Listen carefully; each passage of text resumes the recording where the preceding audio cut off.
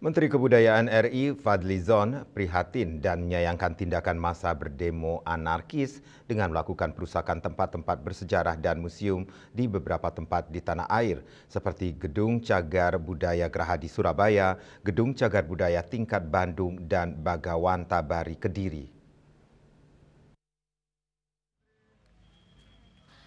Ditemui di sela-sela kegiatan harmoni pemajuan kebudayaan di Ubud Gianyar, Menteri Kebudayaan Fadlizon menyatakan keprihatinan dan menyayangkan demo anarkis dengan melakukan tindakan perusakan tempat-tempat bersejarah. Di antaranya Gedung Cagar Budaya Geraha di Surabaya dan Gedung Cagar Budaya Tingkat Kota Bandung, dan hilangnya benda bersejarah Museum Bagawan Tabari Kediri. Dirinya tetap menghormati dan menghargai aspirasi yang disampaikan oleh masyarakat bila mana secara demokratis.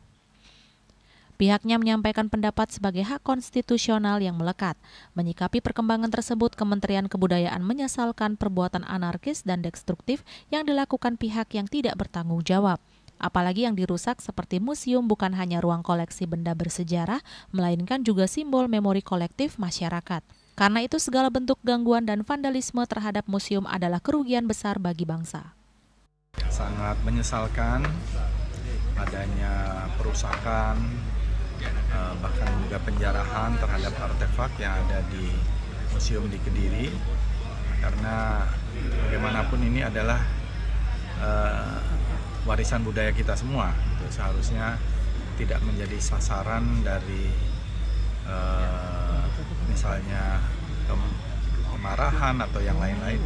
Dan kita tentu sangat menghormati unjuk rasa, demonstrasi yang disampaikan dengan damai, dengan tertib, ya, tidak melakukan perusakan terhadap museum maupun cagar budaya yang lain. Sementara itu, Ketua Umum Asosiasi Museum Indonesia Putu Supatmerudana mengatakan demo anarkis sampai merusak fasilitas umum dan bangunan bersejarah adalah tindakan tidak benar. Ia berharap bangunan cagar budaya dan museum tetap terjaga. Jika terjadi anarkis dan rusuh, yang rugi adalah masyarakat.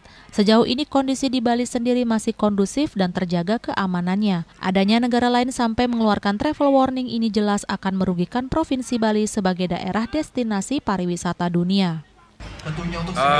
Kita justru berharap kita serahkan kepada pihak keamanan, dan saya sendiri terus berusaha sebagai anggota masyarakat.